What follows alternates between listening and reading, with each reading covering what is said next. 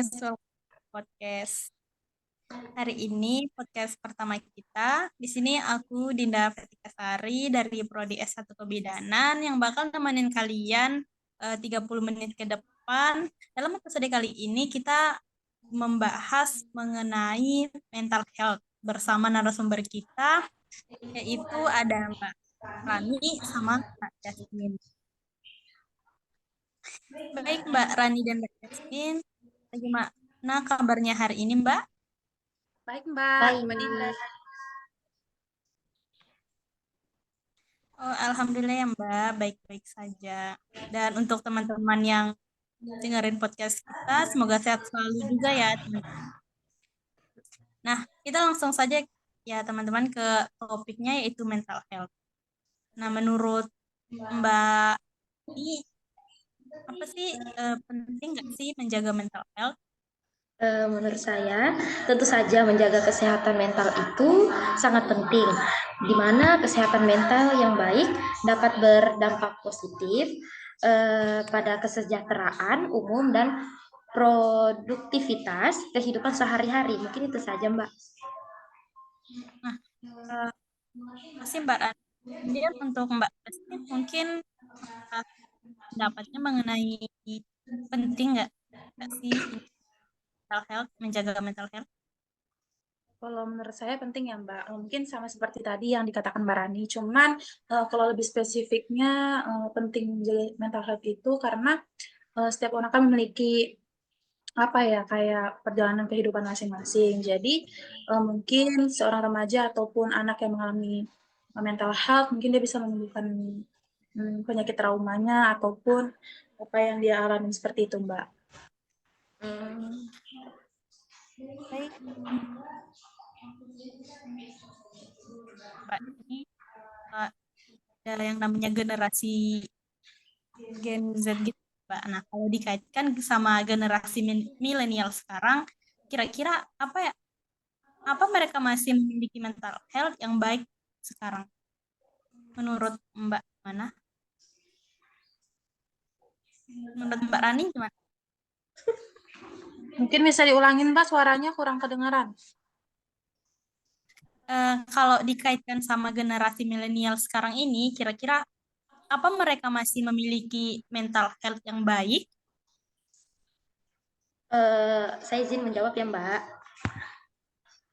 Mungkin memberikan gambaran umum tentang kesehatan mental semua orang dalam satu generasi, termasuk generasi milenial, setiap individu memiliki pengalaman yang unik dan beragam. Beberapa milenial mungkin memiliki kesehatan mental yang baik, sementara yang lain mungkin menghadapi tantangan. Beberapa faktor seperti tekanan pekerjaan, tidak kepastian ekonomi, dan tekanan sosial dapat mempengaruhi kesehatan mental. Penting untuk diingat bahwa setiap individu memerlukan dukungan dan pemahaman terkait kesehatan mental. Dan upaya untuk mengurangi stigma terkait masalah ini dapat membantu menciptakan lingkungan yang lebih mendukung. Mungkin itu saja, Mbak, dari saya. Nah, kemudian menurut Mbak Jasmine gimana? Kalau menurut saya apa sih mereka kira-kira apa mereka masih memiliki mental health yang baik? Mungkin tidak semua remaja memiliki mental yang baik ya Mbak, dikarenakan kita tidak tahu apa yang sedang dialami si remaja tersebut ataupun masalah-masalah yang ada pada mereka. Mungkin kita yang cuman kita ketahui covernya aja ataupun cuma di luarnya saja, tidak tahu apa yang mereka rasakan, seperti itu Mbak. Oh, baik. Nah, mungkin di sini ada pertanyaan ya Mbak. Nah, kira-kira apa saja sih yang bisa menjaga seimbang mental health kita sebagai generasi milenial dan juga generasi Gen Z ini? Kalau menurut saya faktor-faktor apa saja yang faktor-faktor apa saja yang mereka bisa untuk menjaga keseimbangan mental health itu mungkin seperti kayak mereka bisa melakukan hal positif ataupun mereka melakukan sesuatu yang mereka sukai seperti itu Mbak, dan juga mungkin bisa membutuhkan healing apalagi anak zaman sekarang. Iya. Ya. Terus menurut Mbak Rani gimana nih? Jawaban saya sama Mbak, kayak Mbak Jasmine. Anak muda tuh kadang biasanya butuh healing. Ya sih, Mbak. Apalagi kayak stres kuliah ya. Iya. Nah, kan sekarang banyak banget nih kasus anak broken home. Apa ada kaitannya dengan mental health seorang anak?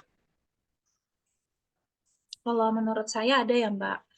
Karena kan setiap anak memiliki masa traumanya ataupun tingkat kekuatan mentalnya sendiri-sendiri. Jadi mungkin beberapa anak yang mengalami broken home itu mengalami trauma ataupun trust issue terhadap apa yang sudah dia rasakan. Nah, itu mungkin bisa menjadikan dia mempunyai masa trauma yang agak cukup panjang.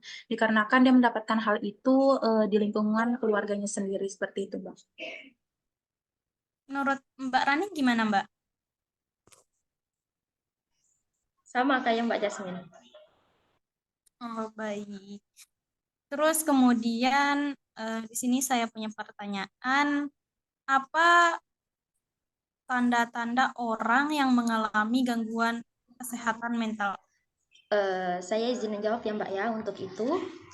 Untuk tanda-tanda gangguan kesehatan mental itu dapat bervariasi ya Mbak. Terkadang bisa terjadinya perubahan perilaku, perubahan emosional, perubahan pikiran, gejala fisik, maupun kadang anak-anak yang merasa gangguan mental itu lebih mudah gampang nangis gitu loh, menurut saya. Terima kasih Mbak Rani. Untuk Mbak Jasmine, apakah ada tambahan mungkin ada pendapat? Ya mungkin ada tambahan sedikit Mbak, seperti mungkin seorang remaja akan merasakan sedih yang berlarut dan juga biasanya mereka tuh lebih ke melukai diri mereka ataupun melampiaskannya itu ke orang yang berada di dekat mereka seperti itu. Dan juga biasanya mereka mengalami emosi yang parah, emosi yang bisa disebut emosi yang tinggi seperti itu. Dan juga itu bakal mereka terapkan jika tidak ada penyembuhan seperti itu Mbak, ataupun proses kayak konsultasi ke psikolog ataupun bisa membagi ceritanya kepada temannya seperti itu. Oh, baik. Nah, ini kita udah 5 pertanyaan ya. Selanjutnya pertanyaan 6 nih. Siapa ya sebenarnya yang mempunyai keharusan menjaga kesehatan mental seorang anak? Mungkin bisa dari orang tua Mbak, karena kadang anak-anak yang broken home seperti itu, mental mereka tuh rusak seperti itu. Jadi Nah, gimana orang nih? tua mungkin dapat menjaga mental anaknya sendiri. Kemudian untuk Mbak, gimana Mbak? Ya, ada tambahan sedikit, Mbak. Karena di setiap remaja itu memiliki circle ya, Mbak, ataupun dia juga mempunyai relasi yang sebesar yang biasanya di mana-mana mereka bakal ketemu orang ataupun apa yang sedang mereka lakukan pasti ada beberapa orang yang bersama mereka seperti itu. Mungkin untuk mental health itu tidak harus berada di lingkungan dekat ataupun di lingkungan keluarga, tetapi kita bisa merasakan itu jika kita mendengarkan sesuatu dari orang lain yang tidak seharusnya kita dengarkan seperti itu, Mbak. Ini itu saja. Baik, terima kasih Mbak Jasmine, Mbak Rani. Mungkin ada satu pertanyaan lagi nih. Sebagai masyarakat, bagaimana kita bisa meningkatkan kesadaran tentang kepentingan kesehatan mental dalam Mungkin salah satunya bisa dari media sosial, di mana dapat memanfaatkan platform media sosial untuk menyebarkan informasi positif dan mendukung tentang kesehatan mental.